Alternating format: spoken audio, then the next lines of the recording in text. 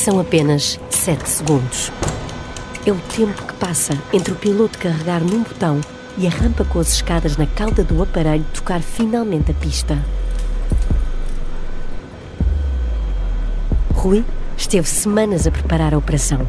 Tinha identificado com uma caneta de tinta azul as várias saídas do Boeing 727 num folheto promocional da TAP. Mas esta não estava lá assinalada. 7 segundos foi quanto bastou para o plano começar a descarrilar. Notou-se que é um amador, porque quando é um comando diz fila 20, fila 19, portanto vai controlando as saídas. Ele disse aquilo e bumba! Houve uma revoada de gente a sair do avião, inclusive um senhor pegou no filho de um outro casal que tinha 2 filhos e saiu e deixou a mulher no avião. Sim, ouviram bem. Na confusão da saída, um homem pegou no filho de outro casal e fugiu porta fora, deixando a própria mulher dentro do avião. No cockpit, o piratinha do ar não tem boa visibilidade para o que se passa lá atrás. Ele estava a uma distância grande, né? O avião é um tubo. E lá ao fim do tubo, ele cá de cima, da parte ao pé do cockpit, ele vê mal, principalmente quando as pessoas estão no corredor. Rui olha pela janela do cockpit, apercebe-se da fuga descontrolada de reféns. Aquilo não foi nada do que ele tinha autorizado. Para se impor, levanta novamente a arma. O controle foi mal feito, juntamente com as mulheres e crianças, saíram alguns homens também. Ele, quando viu aquela cena, a partir do cockpit, pessoas a correrem, que não eram aquelas que ele esperava, mandou imediatamente fechar a porta e ainda lá ficaram uns quantos. Saíram uns quantos, depois lá ficaram outros. O comandante volta a carregar no botão e recolhe as escadas. Só que metade dos passageiros tinham acabado de sair do avião. Nem tudo estava ainda perdido para o piratinha, mas aquele foi o início do fim.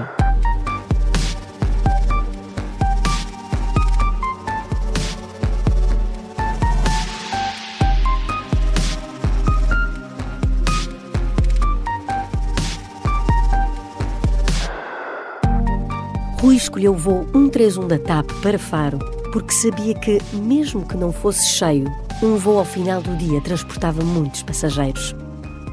Quantos mais reféns fizesse, mais hipóteses teria de conseguir que as suas exigências fossem aceites. 10 milhões de dólares e um salvo-conduto para a Suíça. Mas chegou o momento de enfrentar as primeiras contrariedades. O governo português não quer pagar o resgate e os reféns, que pretendia usar como moeda de troca, são agora menos. As coisas não estão a ir conforme o plano. Rui tem de pensar rápido, pôr ordem no sequestro. E a primeira coisa a fazer é mostrar aos passageiros que restam que quem manda é ele. O tempo continua a passar. Na pistola ainda estão as mesmas 8 balas que tinha quando entrou a bordo do avião. No final da noite, vai sobrar apenas uma. Este é o Piratinha do Ar, uma série para ouvir em 6 episódios que faz parte dos Podcast Plus do Observador. É narrada por mim, Margarida Villanova, e a banda sonora original é de David Fonseca.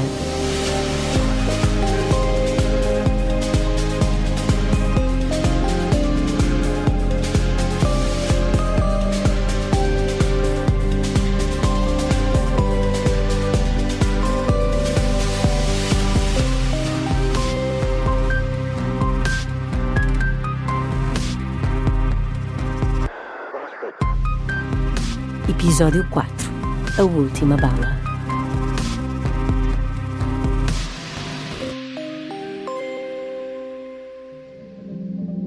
Esta é uma história real e é o conhecimento da história que guia a Onda em direção a um futuro melhor. Vamos continuar este percurso juntos, porque a Onda tem muito para contar, mas também tem muita vontade de ouvir. Nesta viagem, os Podcast Plus do Observador têm o apoio da Onda Automóveis.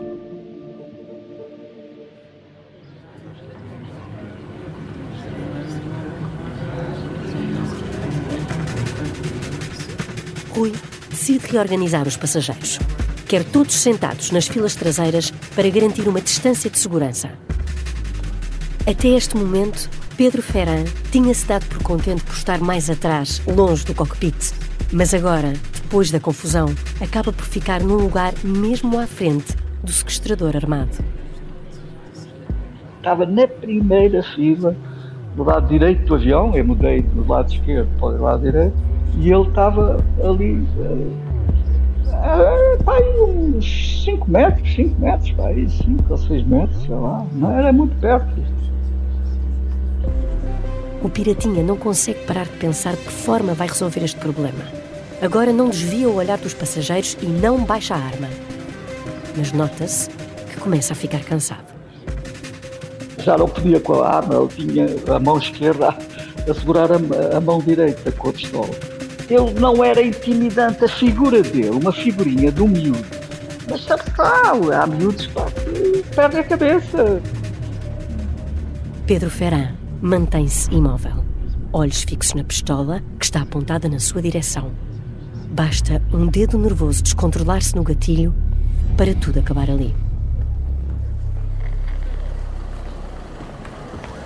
Os outros passageiros que conseguiram fugir do Boeing 727 são agora conduzidos para uma zona segura. Recebem apoio das autoridades espanholas e da equipa da Embaixada Portuguesa, que está no aeroporto a mediar o impasse. E fazem aquilo que, num primeiro momento, não se espera de pessoas que acabaram de estar reféns. Defendem o sequestrador. Quando os passageiros saem, dizem: não façam mal, é um miúdo, não... E, portanto, aí dizem abertamente aquilo que o comandante já nos tinha transmitido por meias palavras. Não façam mal, é um miúdo, cheio de problemas, coitadinho. Está bem, ok. Porque a situação, eu acho que toda a gente percebeu, dentro do avião, que a natureza da pessoa que estava a fazer aquele disparate. Mas, obviamente, do ponto de vista espanhol, há um ato terrorista e tem que ser imediatamente contido. Os espanhóis não ficam convencidos com o testemunho de quem acabou de sair do avião. Seja quem for que esteja lá dentro, está armado e continua a ter dezenas de reféns. Ou as negociações chegam a algum lado, ou a única solução é recorrer à força.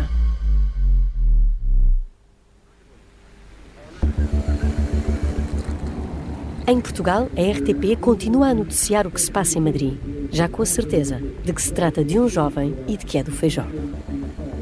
Na sala de casa do Rui estão todos com os olhos na televisão.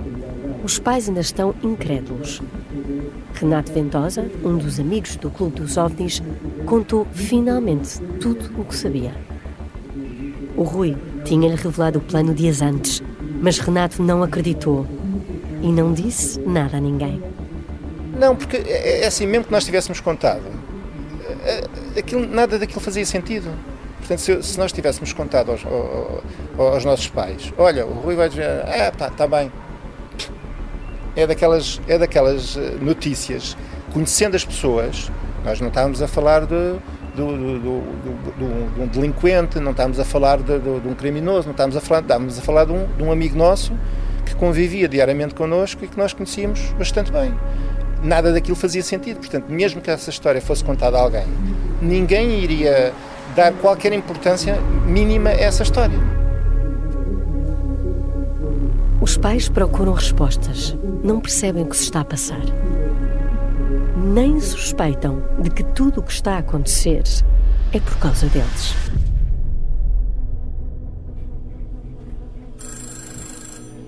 No gabinete de crise, o primeiro-ministro mantém-se intransigente. O governo não vai negociar. Francisco Sá Carneiro está fechado com os ministros dos Transportes e dos Negócios Estrangeiros. Conceição Monteiro está do outro lado da porta, na sala mesmo ao lado.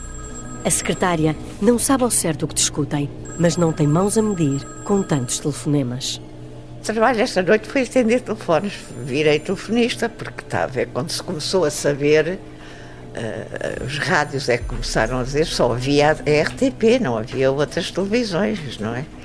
E começaram a dar a notícia e as pessoas, até os outros ministros, imensa gente falou, mas sobretudo os jornalistas a quererem saber onde é que estávamos e porque é que estávamos e o que é que se passava.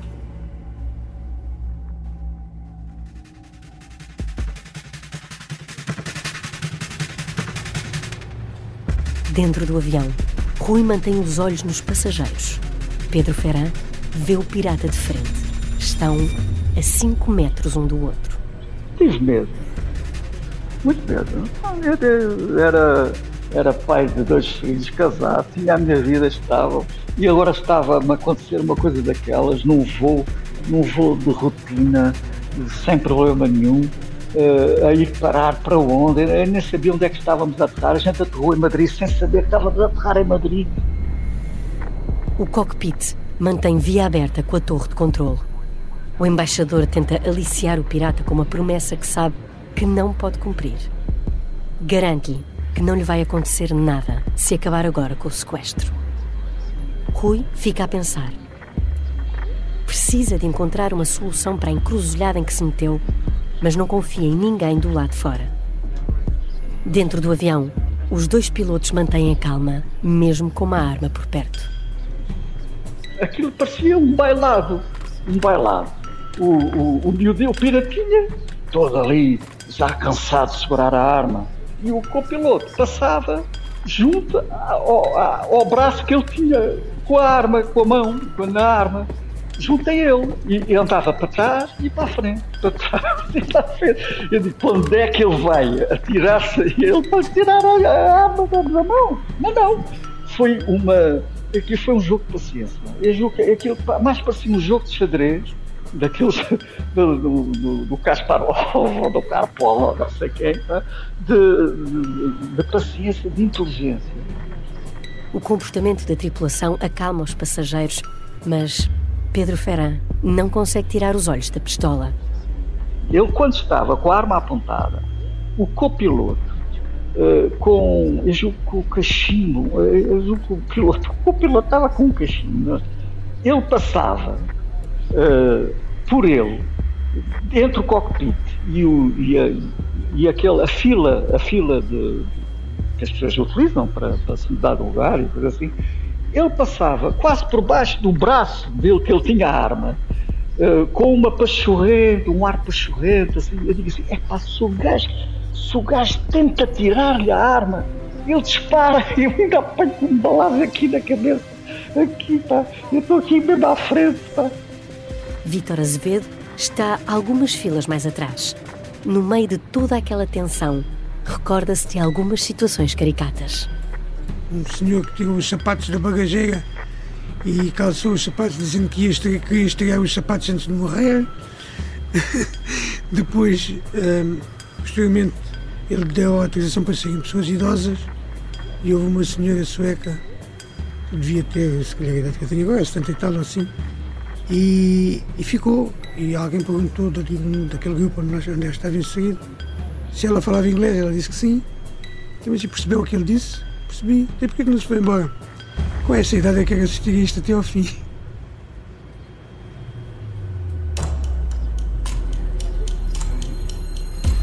Estamos já na madrugada de 7 de maio e os passageiros estão cada vez mais ansiosos. O processo negocial entre ele, o embaixador em Madrid, o comandante e tal, levou horas. E ele mantinha-nos reféns lá dentro do avião. Há um passageiro que pede para falar com o pirata. Apresenta-se como vice-cônsul da Suécia em Faro. A bordo do avião segue também um grupo numeroso de suecos e o diplomata quer saber se pode ajudar com as exigências do sequestrador. Conversa com o Rui durante alguns minutos e, no final, manda chamar o embaixador da Suécia em Madrid para a torre de controle.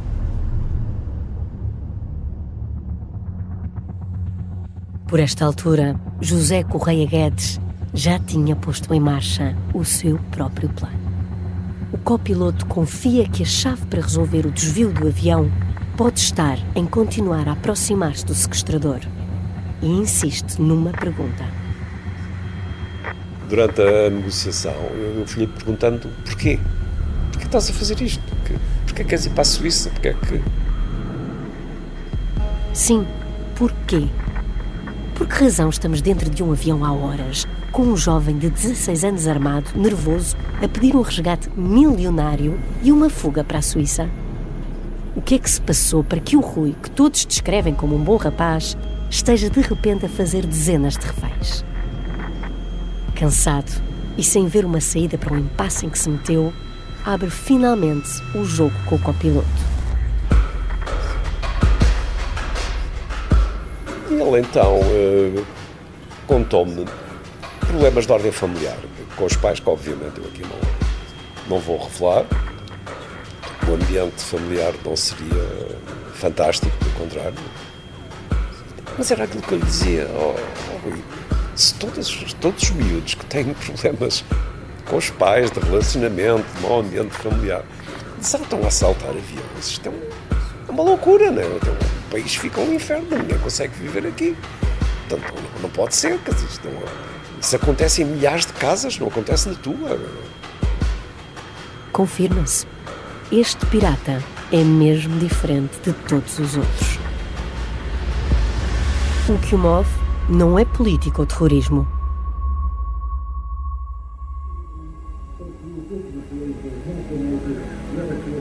No Feijó, ninguém suspeita das motivações. Renato Ventosa sempre passou muito tempo em casa do amigo e conhece bem os pais dele, Alexandre e Idalina Rodrigues. A mãe muito simpática, gostava muito de nós, quando estávamos lá em casa, era uma pessoa muito simples e simpática. O pai dele também era um bocado, parecia que estava sempre zangado, mas eu acho que isso tinha um bocado a ver, mas uma pessoa simpática também, mas parecia que estava sempre zangado, porque é uma pessoa que trabalhava 12 horas no trânsito de Lisboa, diariamente. E coitado, não devia vir com paciência nenhuma. De todas as vezes em que esteve com os pais do amigo, Renato nunca se apercebeu de nada grave.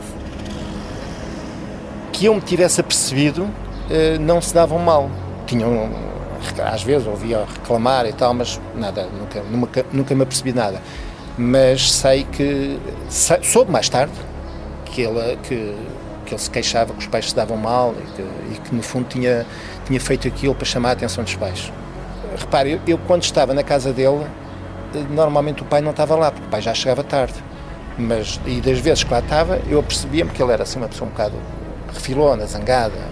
Comigo nunca foi arrogante, nem nada disso, mas sentia a forma de falar que era capaz de ser assim um bocado rude, efetivamente, com o Rui e com a mãe, talvez, mas nunca me apercebi, nem nunca ele me disse que os pais se davam mal, não, isso nunca senti.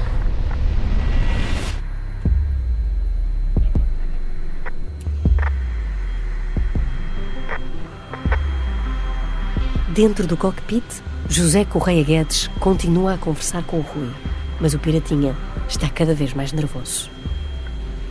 O copiloto sabe disso, mas sabe também que, neste momento, o sequestrador está em desvantagem. Tínhamos chegado a um impasse em termos de negociação e eu aí decidi jogar tudo o que tinha, todos os argumentos que tinha, porque não havia outra solução possível, e argumentos de ordem psicológica e de ordem, vamos chamar-lhe, portuguesa, porque não, lusitana, ou seja, nós somos o que somos, para o bem e para o mal, e vamos tentar uma solução à portuguesa, foi nisso que eu pensei. Tal como acontece sempre, quando uma pessoa se sente encurralado, se lhe abrirem uma porta, uma possibilidade de negociação, quando um sequestrador ou um atacante está encurralado, qualquer porta que se lhe abra, ele pelo menos tenta aproveitar. Eu decidi jogar essa cartada.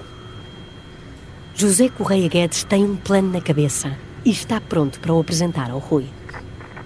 E então, olha, quero conversar contigo. Vamos ter que conversar, vamos ter que resolver isto. Eu tenho aqui algumas propostas para te fazer. Ele disse, então, apresenta as tuas propostas.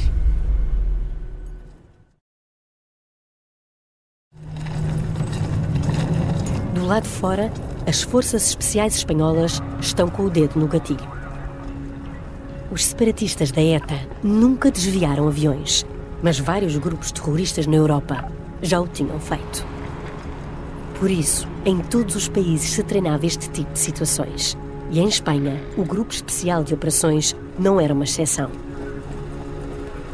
Existem pelo menos 3 formas de entrar neste avião e eliminar o sequestrador. Uma delas passa por um acesso através do trem de aterragem do aparelho. Ainda hoje, Pedro Ferrand está convencido que era isso que estava prestes a acontecer. Eles já sabiam que iam ter um avião que ia aterrar, sequestrado, e prepararam-se para entrar através do trem de aterragem no avião. O segundo método consiste em colocar estrategicamente explosivos de forma a arrebentar com as portas de entrada. E a terceira possibilidade passa por explorar os ângulos mortos do sequestrador, que dentro do avião tem um raio de visão limitado para fora. O plano seria subir até ao topo do aparelho, descer através de cordas até ao para-brisas do cockpit, partir os vidros e entrar derrombante. Qualquer que fosse o método usado, se as forças espanholas recebessem ordem para agir, a história iria ter um fim muito provável: a morte do Piratinha.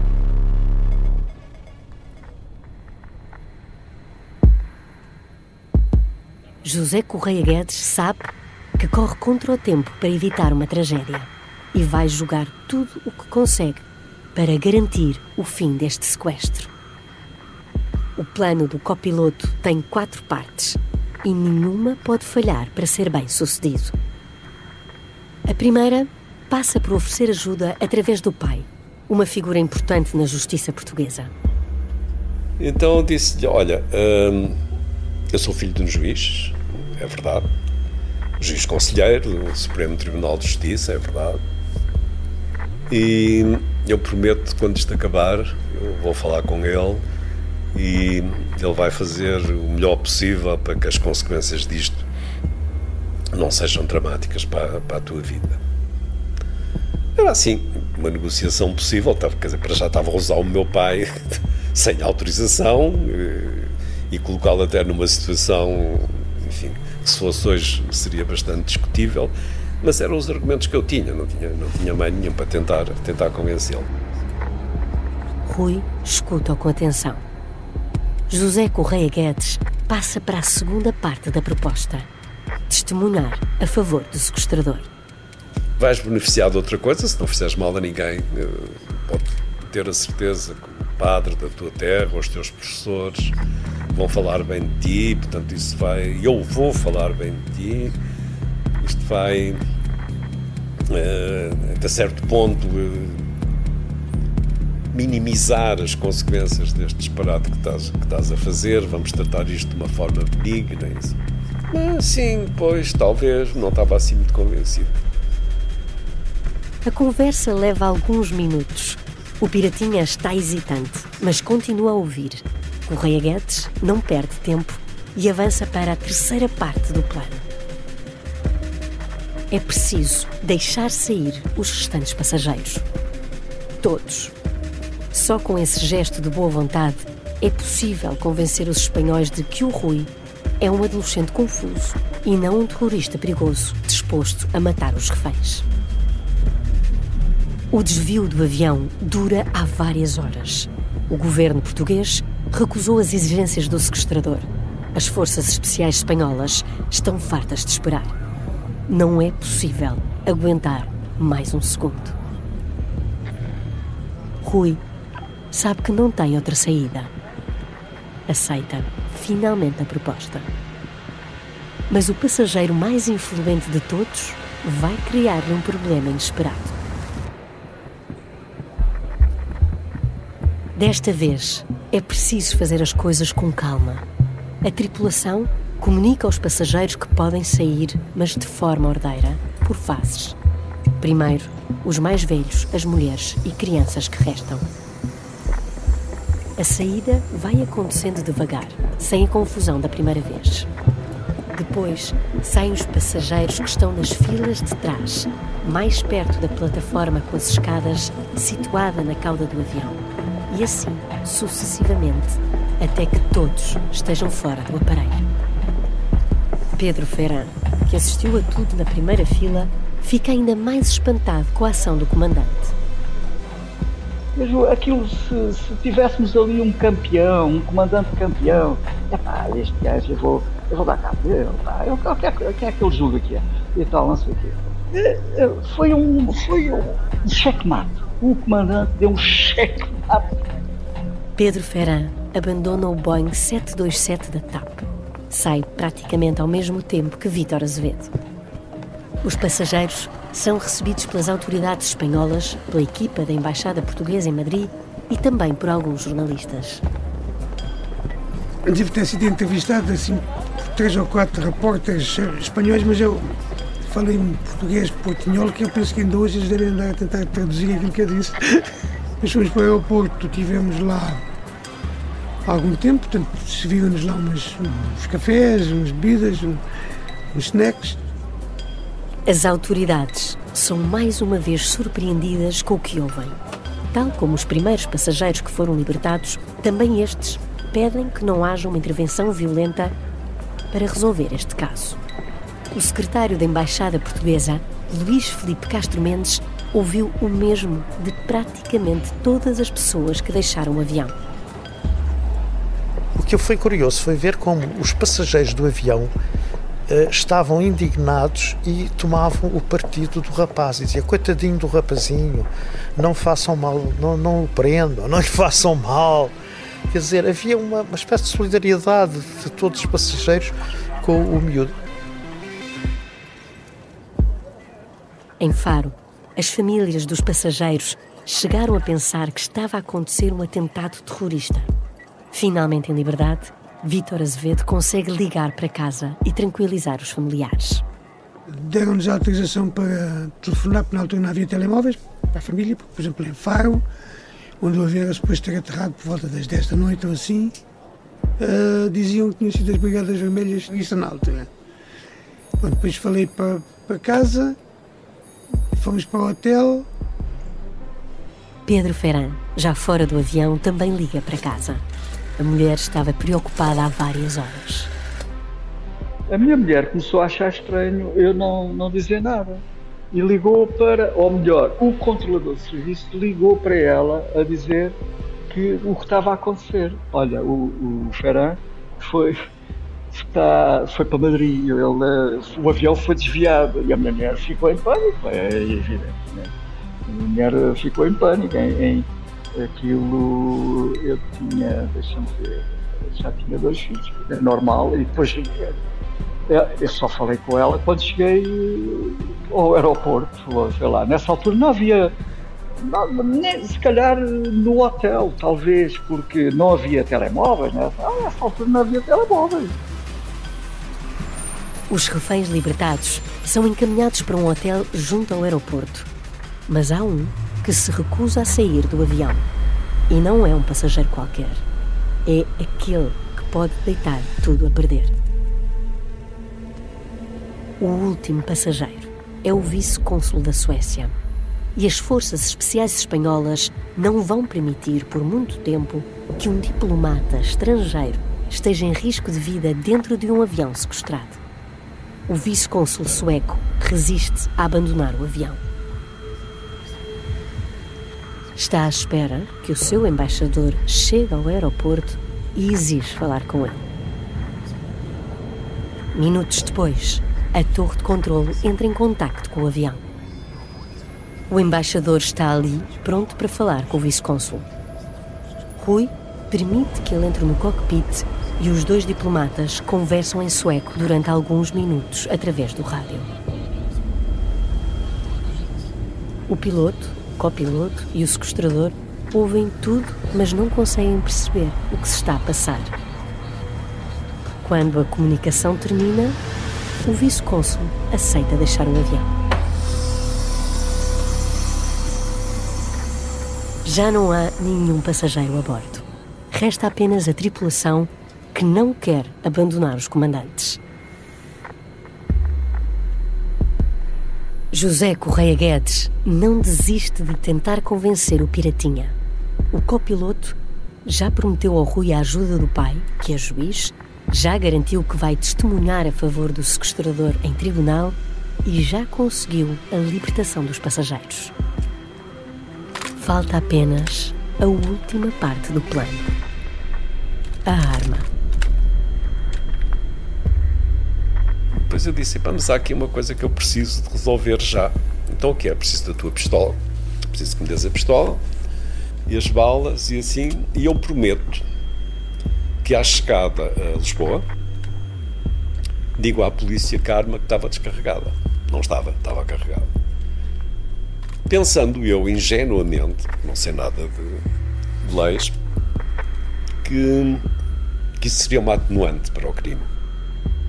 Sequestrar um avião com recurso a uma arma é um crime que não perde peso se a pistola estiver descarregada. Não há esse tipo de atenuante.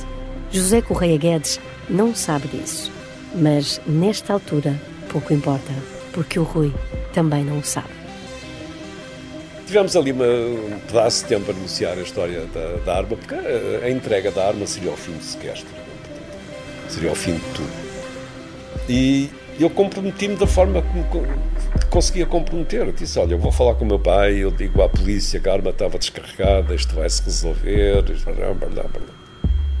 O Rui tem apenas 16 anos. Correia Guedes, pouco mais de 30, era como se um irmão mais velho lhe estivesse a dizer que ia correr tudo bem. Houve um momento que estávamos os dois a chorar, lado a lado, do cockpit, lágrima no olho. Eu também comovido com a forma como aquilo estava a correr, a compreender o problema dele, mas também era uma descarga emocional. Eu próprio também já estava a ceder.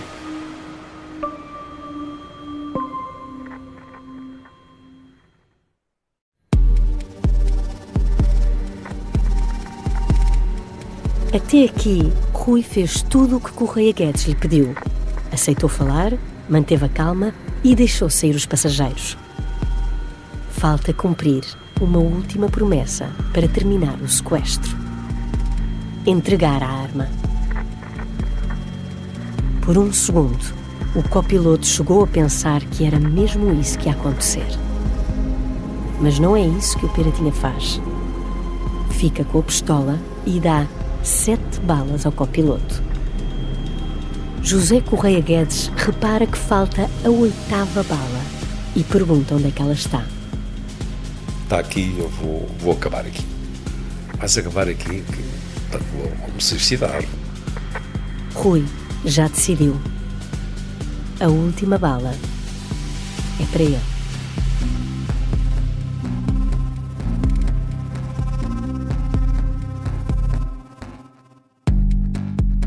No próximo episódio, Correia Guedes tenta convencer Rui a entregar a última bala.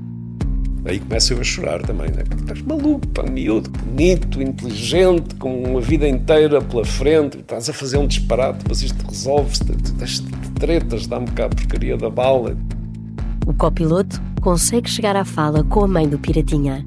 E atendeu uma senhora do lado de lá, e eu então... Isto é uma conversa de loucos, né? Alta madrugada. Olha, o meu nome é José Guedes, sou piloto da TAP e o seu filho acaba de me assaltar o avião. E um novo personagem vai aparecer para mudar o rumo desta história. Digamos que eu tinha um certo faro, se me é permitida a palavra, para as oportunidades e eu vi ali essa possibilidade.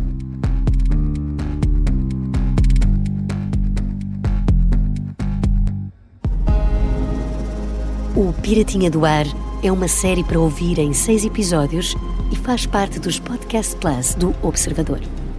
É narrada por mim, Margarida Villanova, e tem banda sonora original de David Fonseca. O guião e as entrevistas são de Miguel Cordeiro. A edição é de João Santos Duarte. A sonoplastia é de Beatriz Martel Garcia. A coordenação é de Miguel Pinheiro, Filomena Martins, Pedro Jorge Castro, Ricardo Conceição e Sara Antunes de Oliveira. Podcast Plus do Observador. É mais do que um podcast.